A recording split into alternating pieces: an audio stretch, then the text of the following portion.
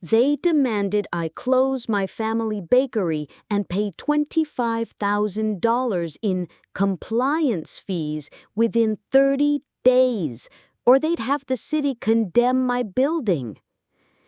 Mrs. Santos, this is not negotiable, Victoria Ashworth announced, her perfectly manicured nails tapping against my counter like a judge's gavel. Behind her stood a man in an expensive suit, clutching a leather briefcase. The Willowbrook Heights Homeowners Association has new authority to enforce residential zoning compliance.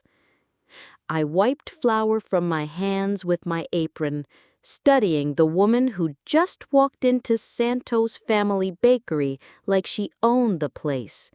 Designer blazer, blonde hair pulled back in a severe bun, the kind of smile that never reached the eyes. Classic HOA power tripper. Ma'am, I've been operating here legally since 1987. My permits are current, my taxes paid. This is a mixed-use district. Victoria's laugh was sharp. Not anymore. The City Council passed emergency ordinances last month. Commercial operations in residential transition zones must relocate or face significant penalties. She slid a thick envelope across my counter. Everything's explained in there. You have until December 1st. That gave me exactly 28 days. 28 days to somehow save the business my mother built from nothing, the business that was putting my daughter Elena through her senior year at UVM. What Victoria Ashworth didn't know, which she couldn't have known from looking at the middle-aged Latina woman in a flour-dusted apron, was that I'd spent 15 years on Burlington's Planning Commission. I'd helped write half the zoning ordinances in this city, and I knew exactly what constituted a legal emergency ordinance. More importantly, I knew what didn't. I'll review these documents carefully, I told her, my voice steady despite my racing heart. Victoria's smile widened. Smart woman. Don't make this harder than it needs to be. We're trying to improve property values for everyone. After they left, I locked the door and flipped the sign to closed. My hands shook as I poured myself coffee and sat down to read their demands. $25,000 in compliance fees, immediate cessation of commercial activities, surrender of business license. The legal language was impressive, almost convincing, but I caught the errors immediately. References to ordinances that didn't exist, procedural requirements that violated state law. This wasn't about zoning compliance. This was about something else entirely. My phone buzzed. Elena texting from campus. How was your day, Mom? Made your famous apple turnovers for my study group. I stared at her message, thinking about her dreams of becoming a teacher, about the college fund I'd been building for 18 years. Victoria Ashworth had picked the wrong bakery to mess with, but she was about to learn that the hard way. The next morning started like any other. 5 a.m. alarm, coffee brewing by 5:15, ovens preheating by 5:30. This routine had been my life for 12 years, ever since Mom passed and left me the bakery. Santos Family Bakery sits on Pine and Maple, a brick building that's housed businesses since the 1920s. The whole block is mixed use. Tom Bradley's antique shop next door, Murphy's pub across the street, 3 small apartments upstairs. "Morning, Maria," called Jerry from the post office, pushing through the door at 6:45 sharp. Got any of those cinnamon rolls left? Just pulled 'em from the oven, I said, boxing up his usual order. This was my world. Predictable customers, honest work, enough profit to keep the lights on and send Elena to college. The trouble started when Victoria Ashworth moved into Willowbrook Heights, the new luxury development half a mile up the hill. She'd appeared 3 weeks earlier with her introduction. "I'm the new HOA president," she'd announced, surveying my shop like she was inspecting a crime scene. "I wanted to discuss our community vision." "What kind of vision?" "Elevation. Property values in Willowbrook Heights are approaching $400,000. We want to ensure the surrounding area complements that investment." The way she said compliments made my skin crawl. My bakery's been here since '87. We're part of the community. Victoria's smile had been cold. "Of course, though things do change, don't they?" Now she was back with legal papers and ultimatums. That afternoon, I researched the ordinances she cited. My old planning commission files were stored in the basement. Vermont has strict requirements for emergency ordinances. They can only address immediate threats to public health or safety. Forcing out small businesses to boost property values didn't qualify. Around 4 p.m., Tom Bradley knocked on my back door. "Maria, you got a minute?" Tom ran the antique shop with quiet persistence. His weathered face looked troubled. "That HOA woman came by yesterday, wants me to relocate too, says antique shops attract undesirable foot traffic." "She gave you papers?" "Same as you, 30 days to shut down." Tom rubbed his beard. "Funny thing is, my lease runs through next year. Building owner seemed surprised when I called." This wasn't random harassment. Someone was systematically targeting our block. "Tom, how many shops have closed recently?" "Rodriguez's grocery moved out in August. Bookstore closed in September. Owner claimed business was slow, but that place always had customers." A pattern was emerging. 3 businesses gone in 4 months. Now Victoria was coming for the remaining 2. That evening, I reviewed Victoria's documents again. The language was sophisticated, but the procedural errors were glaring to someone who'd spent years reviewing municipal ordinances. Emergency legislation required specific public notice procedures. These ordinances had been passed with minimal publicity. Someone had rushed this through deliberately, hoping no one would scrutinize the process. Elena called during dinner. "Mom, you sound stressed. Everything okay?" "Just some business issues, sweetheart. Nothing I can't handle." "You sure? I can come home this weekend." "Focus on your studies. I've got some experience with these kinds of problems." More experience than Victoria Ashworth realized. The harassment started small. Monday morning, a parking enforcement officer appeared on Pine Street for the first time in years, ticketing every car outside my bakery. My regular customers suddenly faced $25 fines.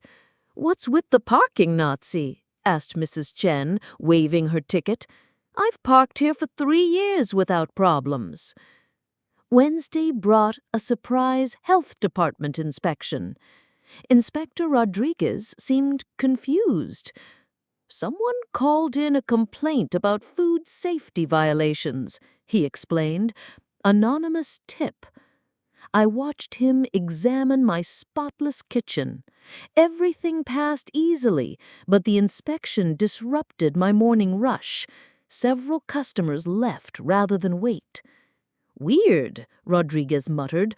"Caller claimed you had rodent problems. Place is cleaner than my own kitchen." Friday brought the fire marshal. Same story. Anonymous complaint, no violations found. Another morning of lost business. I started documenting everything. Photos, badge numbers, dates, and times. My planning commission experience had taught me that patterns matter. Tom Bradley knocked on my door that afternoon, looking frustrated. "They hit me too," he said. "Building inspector claiming structural concerns. Found nothing wrong but scared off customers." Anonymous complaint? What else? This is coordinated, Maria. "How's your business holding up?" Tom's shoulders sagged. "Down 30% this week. I'm 70. I can't afford to lose customers. My retirement took a hit, and this shop supplements Social Security." The human cost was becoming clear. Victoria wasn't just targeting businesses, she was targeting livelihoods. That weekend, I filed Freedom of Information requests for all anonymous complaints against Pine Street businesses.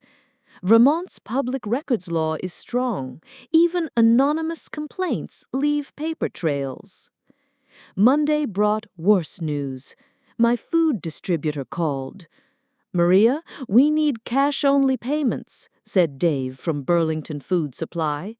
"Corporate department got a call about regulatory issues with your business." "What kind of issues?" "Couldn't say. Corporate won't budge. Sorry." Someone was sabotaging my business relationships. Elena called that evening, voice tight with worry. "Mom, someone came to my dorm asking about you. They said they were investigating our family business." My blood ran cold. "What did you tell them?" "Nothing, but I'm scared. What's happening?" "Some people want to force out small businesses in our neighborhood. They're using pressure tactics." Threatening me was one thing. Dragging my daughter into it crossed a line. Tuesday's mail brought a letter from the Municipal Compliance Office demanding a $500 administrative review fee within 10 days. I'd never heard of the Municipal Compliance Office. After 15 years on Planning Commission, I knew every city department. The letter was fake. The fake compliance letter was my breaking point. I drove to City Hall the next morning, armed with questions and my old Planning Commission ID. "Janet, I need 5 minutes," I said, finding Janet Kim in the planning department. We'd worked together for years. "Maria, what brings you here?" Janet's smile faded when she saw my expression. I showed her the fake letter and Victoria's ordinance citations. Someone's targeting small businesses on Pine Street. These references don't match our municipal code. Janet studied the documents, frowning. "This compliance office doesn't exist, and this ordinance number?" She pulled up the database. No emergency ordinance from last month. But something was passed, right? Emergency Resolution 2024-18 passed October 15th. Residential Transition Zone Review Authority establishes a committee to recommend enforcement actions. Janet looked troubled. Passed during a special session. Minimal public notice. Who sponsored it? Councilman Robert Ashworth. Any relation to Victoria Ashworth?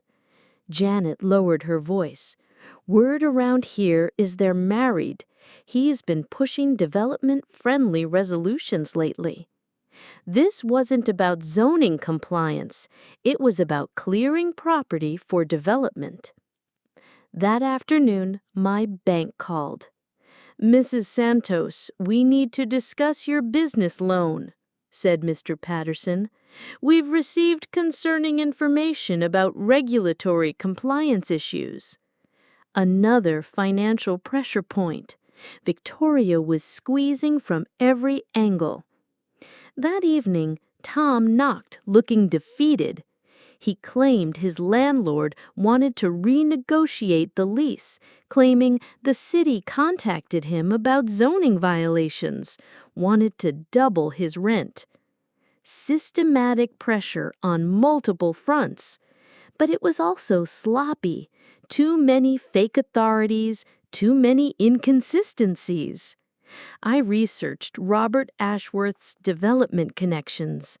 Public records showed his consulting firm had worked on 3 major projects, all involving acquisition of underutilized commercial properties.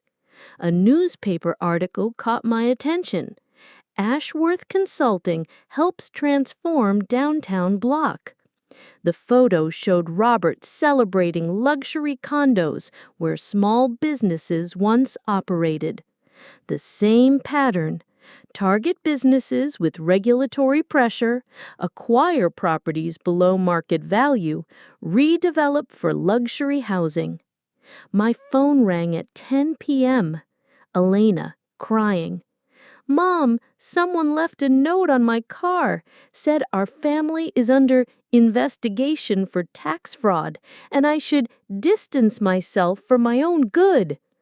I felt something cold settle in my chest. "Elena, this is harassment. Someone is trying to scare us." "Should I come home?" "No. Take photos of the note. If anyone approaches you again, call campus security." Victoria had made a critical error by targeting my daughter. She'd escalated beyond business pressure into personal intimidation. She didn't know I'd spent 15 years navigating municipal politics. She didn't know I understood emergency resolutions and abuse of authority. Most importantly, she didn't know that threatening my family guaranteed I'd fight back with everything I had. Time to go offensive. Victoria returned Thursday morning with reinforcements. A man in a security uniform and someone claiming to be from code enforcement. They marched into my bakery like they owned it. "Mrs. Santos, we're here to conduct the mandatory compliance inspection," Victoria announced, consulting an official-looking clipboard. "This is Officer Martinez and Inspector Williams." I wiped my hands on my apron, studying the trio. "I'd like to see your identification and legal authority for this inspection." Victoria's smile was razor-sharp. "Everything's in order. We have emergency authority under Resolution 2024-18. That resolution establishes a review committee. It doesn't authorize building inspections." For the first time, Victoria looked surprised. "You seem unusually familiar with municipal law for a baker." "I read the documents you provided thoroughly." Inspector Williams stepped forward, opening his briefcase. "Ma'am, we need to examine your equipment for safety compliance. Any interference could result in immediate closure." I noticed his badge looked freshly printed, the kind you could order online. "What's your inspector license number?" Williams fumbled with his clipboard. "That's confidential information." "No, it isn't. Vermont requires all municipal inspectors to display current license numbers." Victoria's mask began slipping completely. We don't have time for bureaucratic games. This neighborhood has standards, and your little operation clearly doesn't meet them. What standards, specifically? Property values, Mrs. Santos. Some businesses simply don't belong in upscale residential areas. There it was, the real reason. Not safety, not compliance, but property values and class prejudice. My phone buzzed. Elena texting. Mom, campus security found someone going through my car. Said he was investigating Santos family tax issues. I'm scared. My hand shook with anger. Get out. Excuse me? Victoria's voice was ice cold. You heard me. Get out of my bakery. Take your fake inspector and leave. We have legal authority. You have nothing. That badge is fake, your inspector has no license, and your resolution doesn't authorize what you're doing. I stepped closer. But mostly, you crossed the line when you started harassing my daughter. Victoria's composure cracked completely. Your daughter attends university on what income? From this place? Someone should investigate where that money really comes from. The accusation hung in the air. Tax fraud, criminal enterprise. She was planting seeds for future harassment. Tom Bradley appeared in my doorway. Everything all right, Maria? These people were just leaving, I said firmly. Victoria gathered herself, smoothing her blazer. You have until December 1st, Mrs. Santos. Comply voluntarily or face the consequences. After they left, Tom locked the door. Fake inspector? Badge looked like a Halloween costume, but they're getting desperate, which makes them dangerous. That afternoon, I called the real building inspector's office. Inspector Williams? No one by that name works here, said the clerk. More evidence for my growing file. That weekend, Elena came home with a duffel bag and a determined expression.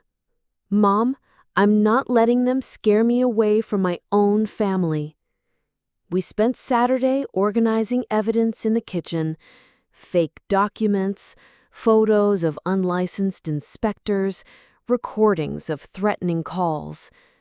I pulled out my old planning commission binders, showing Elena how municipal law actually worked. So, Victoria's husband created this fake authority? Elena asked, studying the resolution. Essentially, yes. Emergency resolutions need specific justification and proper public notice. This one had neither. I pointed to procedural requirements. They rushed it through, hoping no one would challenge it. Sunday afternoon brought an unexpected ally. David Chen from the Burlington Weekly knocked on my door, notebook in hand. Mrs. Santos, I'm investigating complaints about aggressive HOA enforcement. Your name came up. Who mentioned me? Tom Bradley.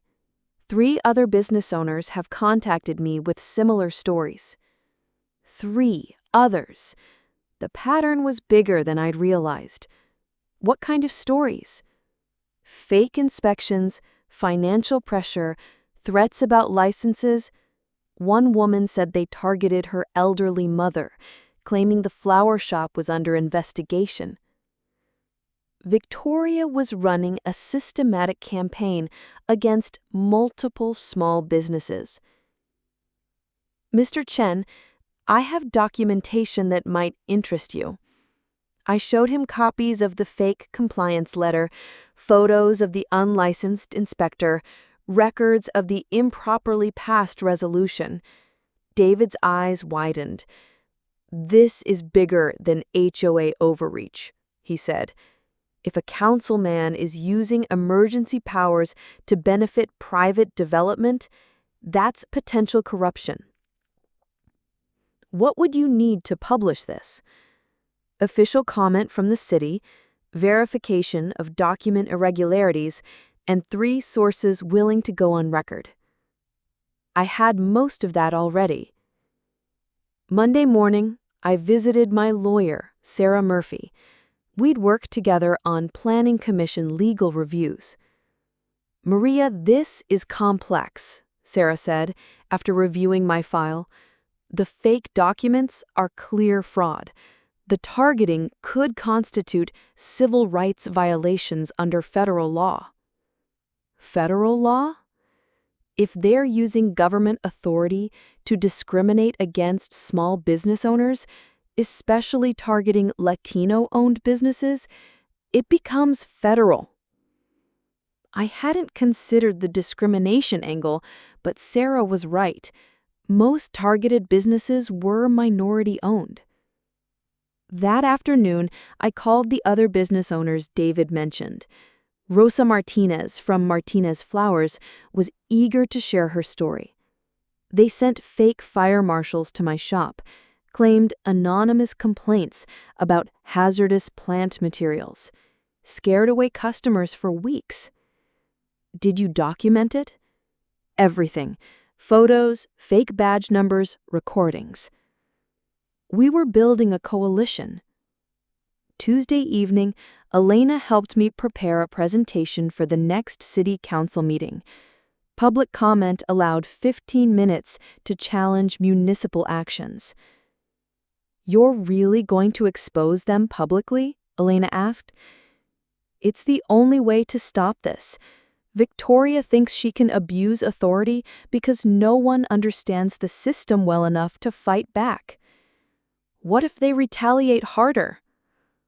I looked at my daughter, smart, determined, unafraid despite everything Victoria had put us through.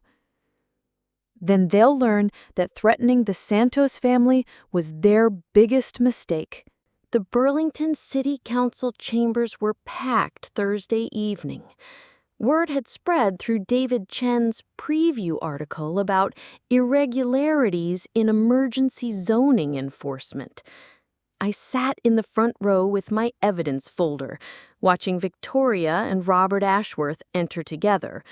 Victoria wore her power suit-like armor, confident smile intact. She had no idea what was coming. "Public comment period is now open," announced Mayor Williams. "First speaker, Maria Santos." I walked to the podium, my planning commission experience steadying my nerves. Victoria looked bored, probably expecting another pleading small business owner. "Good evening, I'm Maria Santos, owner of Santos Family Bakery. I'm also a former Burlington Planning Commissioner who served for 15 years. Victoria's head snapped up. Robert Ashworth shifted uncomfortably. "I'm here to challenge Emergency Resolution 2024-18 and report systematic fraud in its enforcement." I opened my folder, projecting confidence from countless municipal meetings. "This resolution violates Vermont statute in 3 ways. First, emergency resolutions require imminent threat justification. None was documented. Second, proper public notice wasn't provided. Third, it creates enforcement authority exceeding municipal jurisdiction." Murmurs rippled through the audience. Victoria leaned forward, whispering urgently to her husband. "More concerning is enforcement. I've documented fake municipal inspectors, fraudulent compliance offices, and unlicensed officials targeting small businesses." I held up photos of William's fake badge. This man claimed to be a municipal inspector. Vermont has no Inspector Williams with a current license. Victoria stood up abruptly. "This is character assassination. Mrs. Santos is clearly—" "Ma'am, please wait for comment period," Mayor Williams interrupted. I continued methodically, displaying each piece of evidence. Fake documents, unlicensed inspectors, threatening calls targeting family members. The pattern suggests coordination between HOA leadership and Councilman Ashworth to pressure businesses into selling below market value. Robert Ashworth jumped up. "These accusations are unfounded. I resent—" "Councilman, you'll have opportunity to respond." Victoria couldn't contain herself. She stormed toward the podium.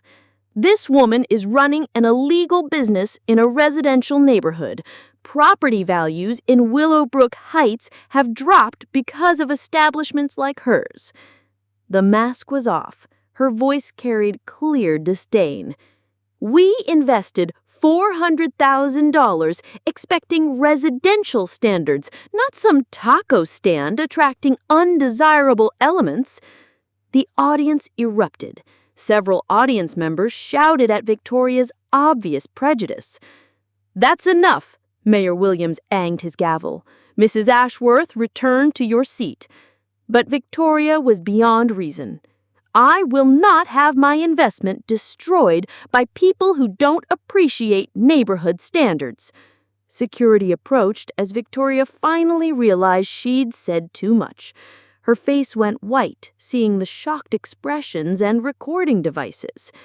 "This meeting is adjourned pending investigation," Mayor Williams announced. The trap had worked perfectly. The story broke Friday morning. David Chen's headline read, "City Councilman's Wife Caught in Fake Inspection Scheme." By noon, my phone was ringing constantly. Channel 3 News wanted interviews. The state attorney general requested evidence. The FBI left voicemails about civil rights violations. "Maria, you need to see this," Tom said, bursting in with his laptop. "Willowbrook Heights HOA just removed Victoria as president." The statement was brief. "Due to recent misconduct allegations, Victoria Ashworth no longer represents this organization." Tuesday brought bigger news. Mayor Williams called a special council meeting. "Emergency Resolution 2024-18 is suspended pending legal review," he announced. "Councilman Robert Ashworth has submitted his resignation." I watched Robert read his statement, voice shaking. "I deeply regret any procedural irregularities and apologize to affected business owners." Legal consequences came swiftly. The State Ethics Board investigated Robert's conflicts. The Attorney General filed fraud charges over fake inspectors. The FBI opened a civil rights investigation targeting minority-owned businesses. "Mrs. Santos," Agent Rodriguez explained, "when government authority targets minority businesses, it becomes federal jurisdiction. Your documentation is extremely helpful." Within 2 weeks, harassment stopped completely. No more parking enforcement, surprise inspections, or threatening calls. Business rebounded quickly. Customers returned, telling neighbors about the brave baker who stood up to corruption. Media coverage brought new faces through my door. "Mom, you're famous," Elena laughed. #Bakery Justice is trending." 3 months later, Victoria faced federal charges for conspiracy and civil rights violations. Robert pled guilty to abuse of office, paying $50,000 in fines. Their development company dissolved. The city implemented new small business protections. Emergency resolutions now required documented threats and extensive public notice. A business ombudsman position was created. Tom expanded his antique shop. Rosa Martinez opened a second flower location. Pine Street became a model for small business protection. Victoria's luxury development struggled after the scandal. Property values dropped 20% as buyers avoided the Discrimination Association. 6 months later, Mayor Williams visited with an official document. "This city council unanimously approved this," he said. "Pine Street is now a protected small business district. No emergency ordinances can target commercial operations without extraordinary justification." "Thank you. I hope other neighborhoods get same protection." "They will. We're expanding citywide. Your case showed how easily the system can be abused." That evening, Elena and I reviewed her college acceptance letters. Her grades stayed strong throughout the crisis. "I'm proud of you, Mom. You could have paid Victoria's demands and avoided the fight. And let her destroy other families? Never." 1 year later, I stood behind my counter watching the morning rush, bigger than ever. The outdoor seating area we'd added was packed with customers enjoying Vermont sunshine. "Mrs. Santos, table 4 wants to compliment the chef," said Emma, my new part-time employee. I smiled, wiping flour from my hands. A year ago, Victoria Ashworth had tried to destroy this place. Now we employed 3 people and served twice as many customers. Elena bounded through the door, home for summer break with her teaching degree. "Mom, the Vermont Small Business Association wants you to speak at their conference." "About what?" "Fighting regulatory harassment. Your case is being studied in public administration programs."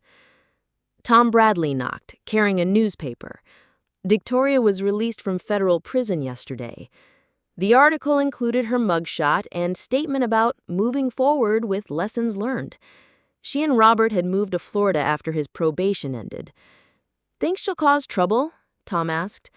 "Not here. Federal conviction bars her from HOA leadership positions." The real victory wasn't Victoria's punishment. It was what we'd built. Protected small business districts had spread to 12 Vermont communities. Other states were adopting similar protections. "Mom, remember what you said about threatening the Santos family being Victoria's biggest mistake?" Elena asked. "I remember." "You were right, but not for the reasons you thought." Elena showed me her laptop. The Santos Foundation for Small Business Defense, legal aid for harassment victims. The website featured our story alongside testimonials from families we'd helped, 12 businesses that might have closed without intervention. "I worked on this all semester. We've raised $15,000. My daughter had turned our ordeal into protection for vulnerable businesses. Janet Kim from planning appeared with a folder. "Maria, we have a situation in Shelburne. HOA targeting a Vietnamese restaurant with fake health violations." I looked at Alina, who grabbed her notebook. Tom locked his shop and joined us. "What do we know?" I asked. "Anonymous complaints, unlicensed inspectors, supplier pressure, almost identical to Victoria's playbook. Have they threatened family?" Restaurant owner's daughter was approached at Champlain College yesterday. Elena and I exchanged glances. The pattern was spreading, but so was our ability to fight it. "We'll need documentation, legal analysis, media coverage." "Mom," Elena said softly, "are you sure you want to keep doing this?